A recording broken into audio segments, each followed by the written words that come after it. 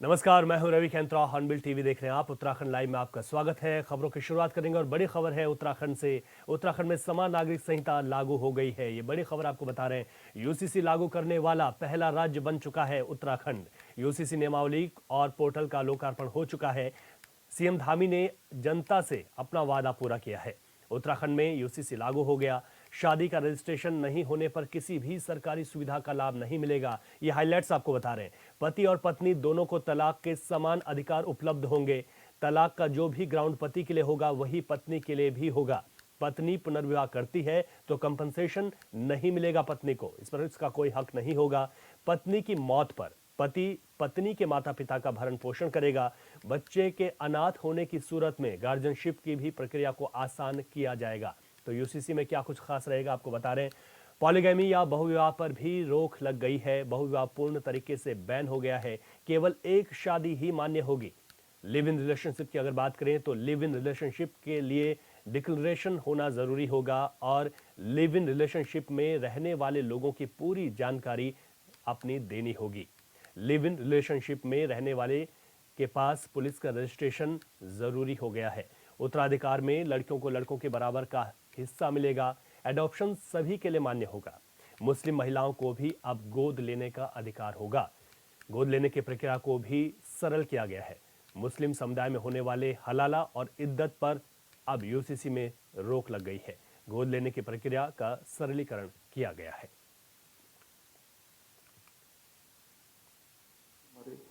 सुधांशु जी, हमारे गृह सचिव श्री शैलेश जी, लगातार इसका इन्होंने भी एक तरह से कोऑर्डिनेशन बनाया और बहुत टेक्निकल चीज़ें थी जो कई बार आप लोग उसको चाहते थे इसको अच्छा होने के लिए ये भी सोचते थे कि उसको अच्छा करें।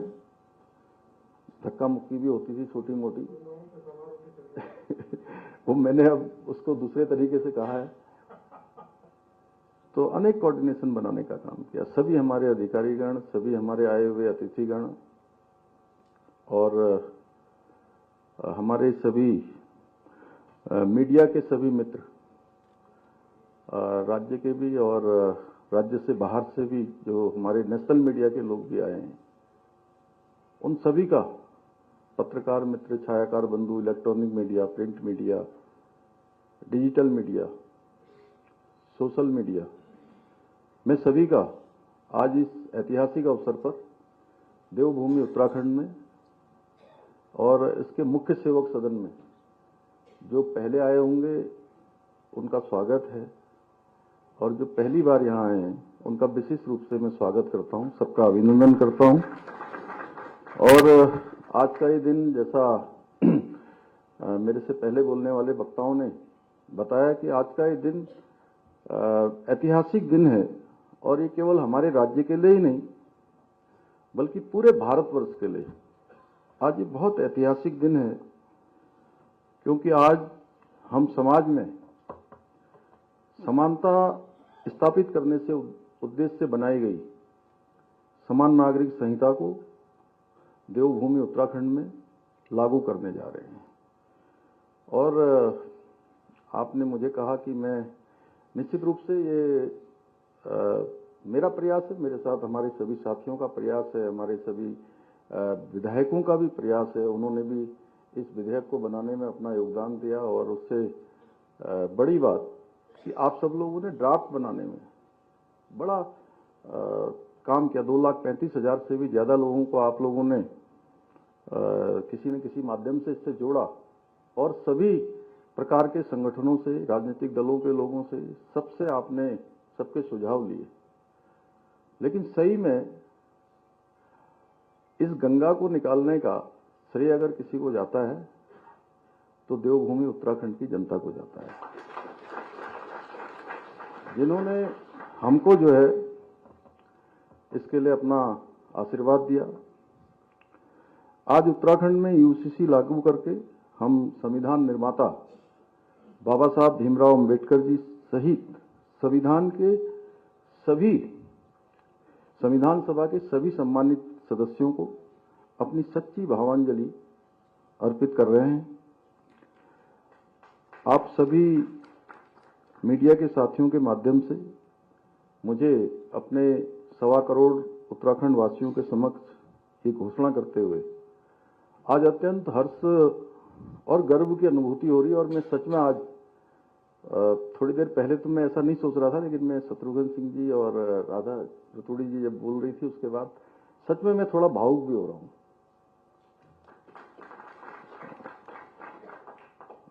कि इसी क्षण से आज उत्तराखंड में इसी क्षण से समान नागरिक संहिता पूर्ण रूप से लागू हो गई है और इसी क्षण से उत्तराखंड राज्य के समस्त नागरिकों के संवैधानिक और नागरिक अधिकार एक समान हो गए हैं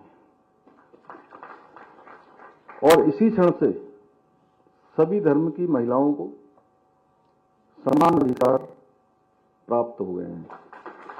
जो हम बार बार कहते थे कि देश की आधी आबादी का एक पूरा कानून है, तो ये पूरा कानून देवभूमि उत्तराखंड में लागू हो गया है। आज के इस अवसर पर मैं आदरणीय प्रधानमंत्री श्री नरेंद्र मोदी जी, आदरणीय गृह मंत्री श्री अमित शाह जी को भी समस्त उत्तराखंड वासियों की ओर से हार्दिक धन्यवाद देता हूं कि जिनके मार्गदर्शन में आज हम इस कानून को देवभूमि में लागू करने में सफल हुए हैं। साथ ही मैं इस कानून को धरातल पर उतारने में अपना महत्वपूर्ण योगदान देने वाले मैंने शत्रुघ्न सिंह जी का और मनु जी का और सुरेखा जी का, अजय मिश्रा जी का, आपका तो मैंने यहाँ से नाम किया ही था, लेकिन अभी रंजना प्रकाश देसाई जी, तो जिनको मैं बहुत आदरपूर्वक कभी दीदी भी कहता था, मुझे बहुत बार ऐसा हुआ शुरुआत के दिनों में जब वो मतलब नया नया जब परिचय हुआ था, उनका भी और जस्टिस प्रमोद कोहली जी का भी विशेष रूप से उनका धन्यवाद करता हूं। आप पूरी कमेटी का धन्यवाद करता हूं। नियमावली बनाने के सभी सदस्यों का, उनके अध्यक्ष जी का, शत्रुघ्न सिंह जी का, उनका भी, और हमारे विधानसभा के सभी सदस्यगणों का, और न्याय एवं विधायी विभाग से संबंधित सभी अधिकारीगणों का, गृह विभाग, पुलिस विभाग, हमारे सभी विभाग जिनका अभी शत्रुघ्न सिंह जी ने नाम लिया, आईटी विभाग के लोग हैं, कौन कौन से हैं शैलेश जी, और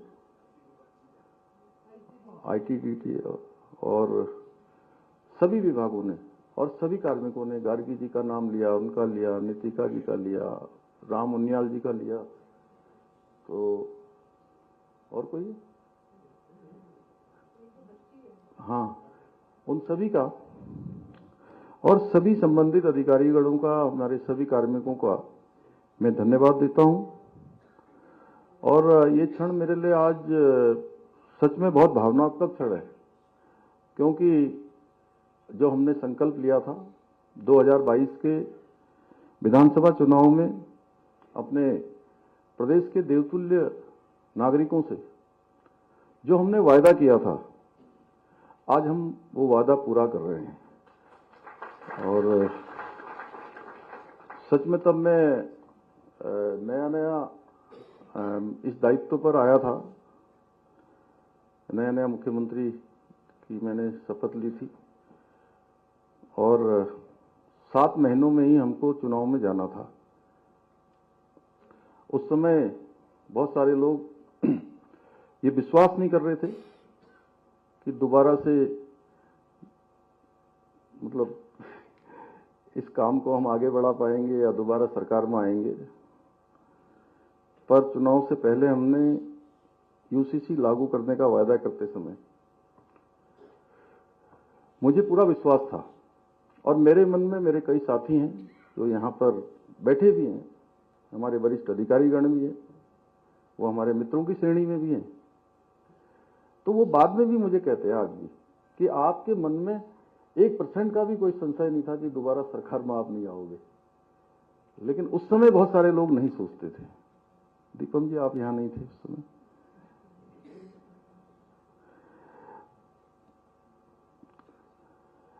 मुझे पूरा विश्वास था कि देवभूमि उत्तराखंड की जनता इस देवतुल्य कार्य में हमारा अवश्य साथ देगी, और हुआ भी यही।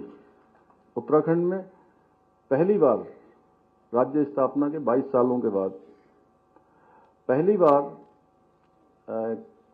जो सरकार थी दोबारा वो सरकार आ गई। ये राज्य के अंदर एक राज्य में मिथक बना हुआ था। पहले एक परिपाटी थी कि हर बार सरकार बदल जाती है। क्यों रणबीर जी, आप तो मेरे साथ DIPR के डायरेक्टर थे उस समय, आपसे बेहतर कोई नहीं जान सकता है। थोड़ा हास्य विनोद भी हो जाए, क्योंकि आपकी बातें सुन के थोड़ा लोग जो है अभी, हाँ नहीं, लास्ट में तो आपने उसको सरल बना दिया, जो सरलीकरण हमारा मंत्र है। लेकिन शुरुआत में थोड़ा सा मुझे लगता है कि दिमाग में जोर पड़ा होगा थोड़ा। मैं गलत तो नहीं कह रहा हूं? क्यों मुन्ना भाई साहब, आप तो बहुत हमारे संविधान के वो हैं। तो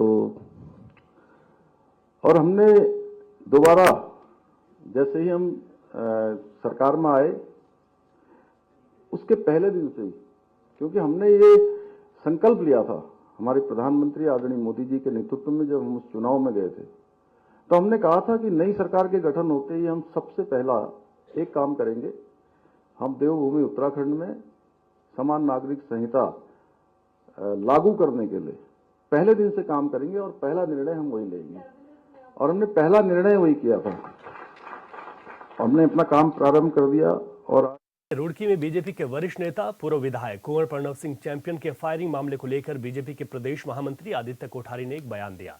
उन्होंने कहा कि रुड़की में जो घटना हुई है वो दुखद है। कानून और सरकार पूरी मुस्तैदी से अपना काम कर रही है। उत्तराखंड के सीएम ने इस घटना को गंभीरता से लिया है। अगर कोई मामला पहले से था तो कानून की मदद लेनी चाहिए थी। देखिए, जो घटना घटी है वो संज्ञान में आई है और माननीय मुख्यमंत्री जी घटना को गंभीरता से ले रहे हैं।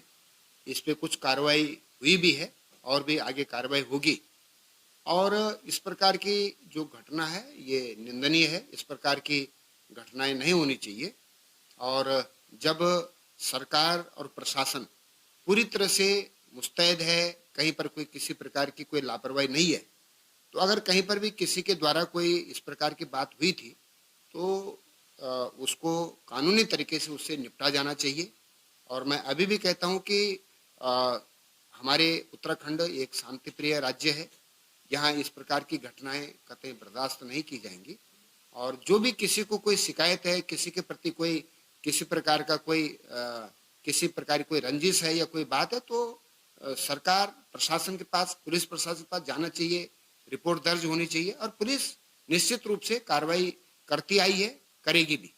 तो मैं समझता हूं कि इसको एक प्रकार से दूसरे तरीके से इसको देखना चाहिए और मुख्यमंत्री जी ने इसका संज्ञान लिया है और इस पे कड़ी कार्रवाई।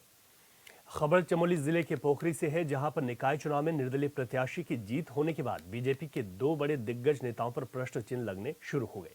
बता दें कि पोखरी में बीजेपी प्रदेश अध्यक्ष और राज्यसभा सांसद महेंद्र भट्ट का गृह क्षेत्र है और बीजेपी के ही बड़े नेता राजेंद्र भंडारी का गृह क्षेत्र भी। लेकिन दोनों बड़े नेताओं के गृह क्षेत्र में बीजेपी अपने प्रत्याशी को ही नहीं जिता पाई। वहीं बीजेपी की इस हार को लेकर स्थानीय लोगों ने अपनी प्रतिक्रियाएं जाहिर की हैं कि इन दोनों नेताओं ने हमेशा जनता के साथ धोखेबाजी की और विकास कार्यों से कोसों दूर रखा। वहीं नवनिर्वाचित नगर पंचायत अध्यक्ष सोहन लाल का कहना है कि उनको जनता का भरपूर सहयोग मिला है और वह जनता के विकास कार्यों पर अपना ध्यान रखेंगे।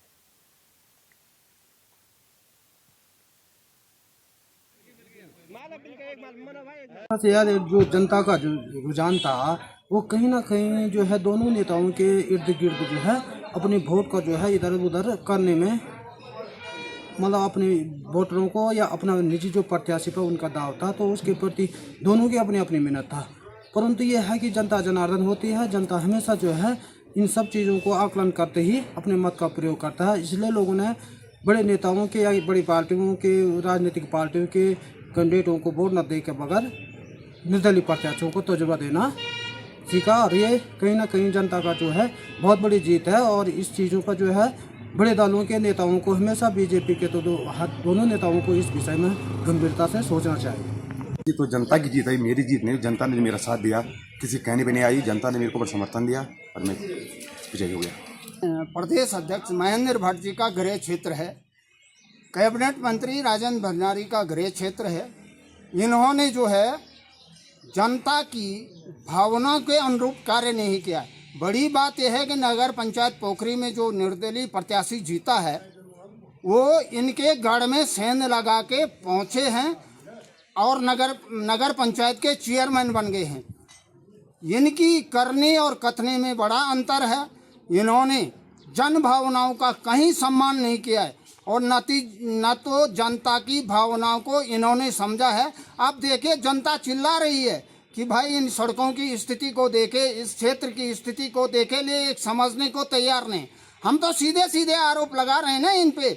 इन्होंने जो है जन भावनाओं का कोई सम्मान नहीं किया है कि क्षेत्र के विकास के लिए आप देखें स्थिति, हॉस्पिटल की स्थिति देखे, विद्यालयों की स्थिति देखे, सड़कों की स्थिति देखे। इसीलिए तो जनता इनको नकार रही है, इनके प्रत्याशियों को नकार रही है। और भविष्य में भी ये इसी प्रकार की नीति अपनाते रहे तो जनता इनके खिलाफ हो जाएगी, ये निश्चित है।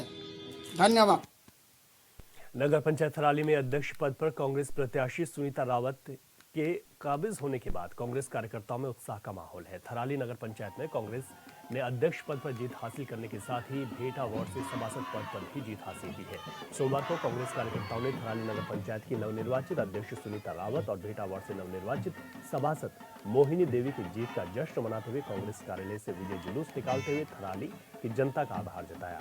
इस दौरान थराली की नवनिर्वाचित अध्यक्ष सुनीता रावत ने मीडिया से मुखातिब होते हुए कहा कि थराली नगर पंचायत की जनता का आशीर्वाद उन्हें मिला है और रिकॉर्ड मतों से जनता ने उन्हें जिताया है। नगर का समुचित विकास, नगर के चारों वार्डों में संकल्प पत्र के सापेक्ष विकास करना उनकी पहली प्राथमिकता रहेगी।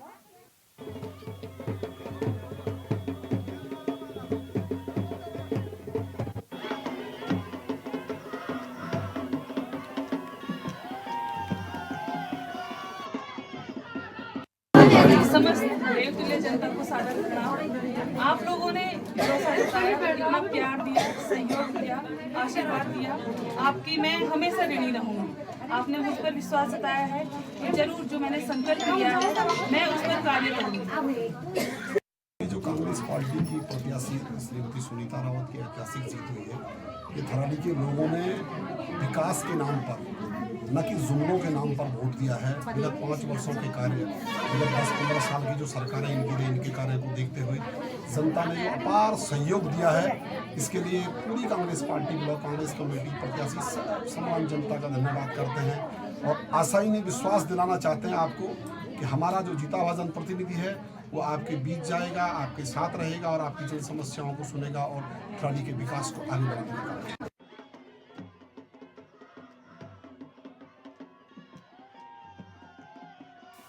गोलीकांड मामले में गिरफ्तार हुई पूर्व विधायक कुंवर प्रणव सिंह चैंपियन को हरिद्वार के रोशनाबाद स्थित प्राथमिक स्वास्थ्य केंद्र में मेडिकल जांच के लिए लाया गया, जहां पुलिस की कड़ी सुरक्षा व्यवस्था के बीच चैंपियन का मेडिकल परीक्षण कराया जा रहा है। मेडिकल जांच के बाद उन्हें कोर्ट में पेश किया जाएगा। मामले की गंभीरता को देखते हुए अस्पताल और कोर्ट परिसर में सुरक्षा के पुख्ता इंतजाम किए गए हैं।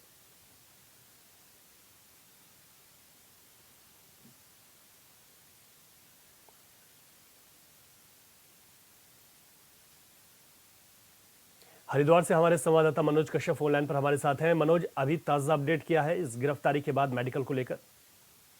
बिल्कुल, देखिए रवि, वो प्रणव सिंह चैंपियन को गिरफ्तार किया गया था। उसके बाद आज सुबह उनको मेडिकल प्रक्रिया के लिए सबसे पहले रोशनाबाद राजकीय हॉस्पिटल में लाया गया। उसके बाद यहाँ से उनको कोर्ट में पेश कर दिया गया। हालांकि अभी कोर्ट की कार्रवाई चल रही है और बताया जा रहा है अभी तक कि यहाँ पे जो खानपुर के मौजूदा विधायक उमेश कुमार, उनको भी रोशनाबाद कोर्ट में पेश किया जाएगा। उसके बाद यहाँ से जो कोर्ट का फैसला होगा उसके अनुसार उनको जो है जेल भेजा जाएगा, रिहा किया जाएगा। ये देखने वाली बात होगी क्योंकि यहाँ पे अभी तक जो चैंपियन के वकील ने जानकारी दी, उन्होंने बताया कि ये 307 में जो है उनके ऊपर मुकदमा दर्ज किया गया है। जो 7 साल से अधिक की सजा होती है उसमें 7 दिन जमानत नहीं दी जाती। इसके बाद ये अनुमान लगाया जा रहा है कि चैंपियन को यहाँ से जेल भेजा जाएगा, जबकि उमेश को जमानत मिलने की उम्मीद यहाँ पे जताई जा रही है। लेकिन देखने वाली बात होगी कि यहाँ पे दोनों की समय तक कोर्ट के बाहर इस बात का इंतजार करेंगे कि कब जो है चैंपियन को यहाँ से जेल भेजा जाएगा या फिर रिहा किया जाएगा। ये यहाँ पे एक बड़ा फैसला जब कोर्ट का आ जाएगा उसके बाद ही आगे की कुछ जो बात होगी वो यहाँ पे कह पाएंगे। लेकिन भारी संख्या में चैंपियन के समर्थक भी कोर्ट के बाहर इस इंतजार में है कि